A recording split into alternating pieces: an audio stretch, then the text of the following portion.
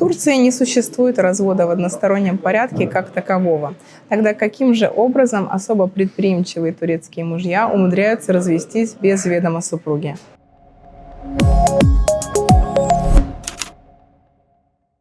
Такая ситуация действительно возможна, но хочу отметить, что она более вероятна, если супруги проживают раздельно. То есть, например, жена уехала за границу и так далее. Как это происходит? Муж подает иск в суд о разводе. И в этой ситуации суд обязательно должен оповестить вторую сторону. Официальным оповещением является повестка в суд. Повестка Вообще, по-хорошему, суд должен выяснить актуальный адрес ответчика, проживает ли он в Турции, и послать эту повестку на его актуальный адрес, даже если это находится за границей. Но на практике часто бывает так, что происходят нарушения в процедуре оповещения.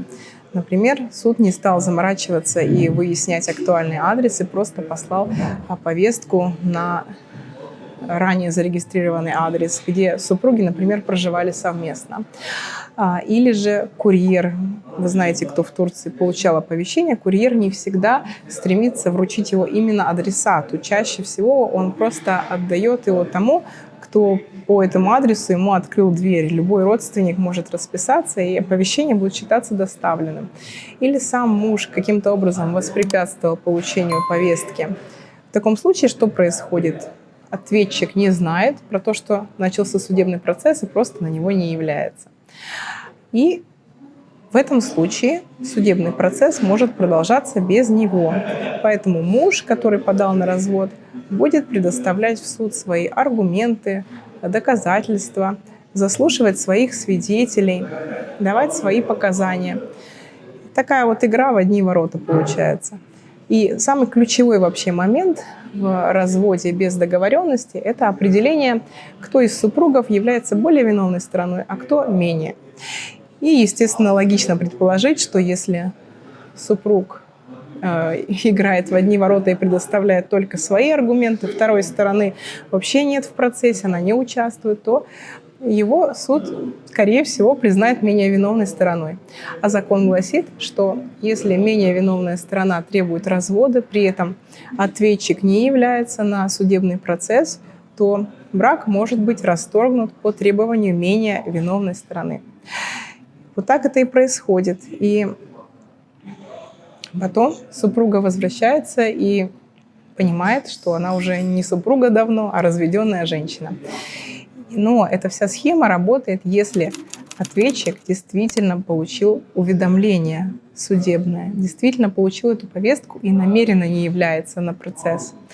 Но если же ответчик не знал о существовании бракоразводного процесса, то он имеет право обратиться в суд с тем, чтобы требовать, чтобы судебный процесс начался заново, уже с его участием. Поэтому, если с вами случилась такая ситуация, у вас есть право отменить этот процесс и начать его заново.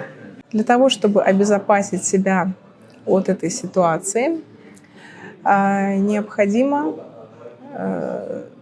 знать такую вещь. Если вы с супругом собираетесь проживать отдельно какое-то время, и вы не очень-то уверены в надежности своего брачного союза, то перед тем, как уезжать или жить по другому адресу, необходимо оповестить об этом службу по делам населения и гражданства. Или же, если вы находитесь в Турции по виду на жительство, то миграционную службу. Но учтите, что если вы поменяете свой адрес в миграционной службе на заграничный, то ваш ВНЖ может быть отменен. Я хочу, чтобы вы поделились этим видео с вашими друзьями и поставили как можно больше лайков, чтобы другие девушки тоже его увидели и не попали в подобную ситуацию. Я с вами прощаюсь. До следующего ролика. Всего вам доброго. Берегите свой брачный союз. Любви вам и удачи!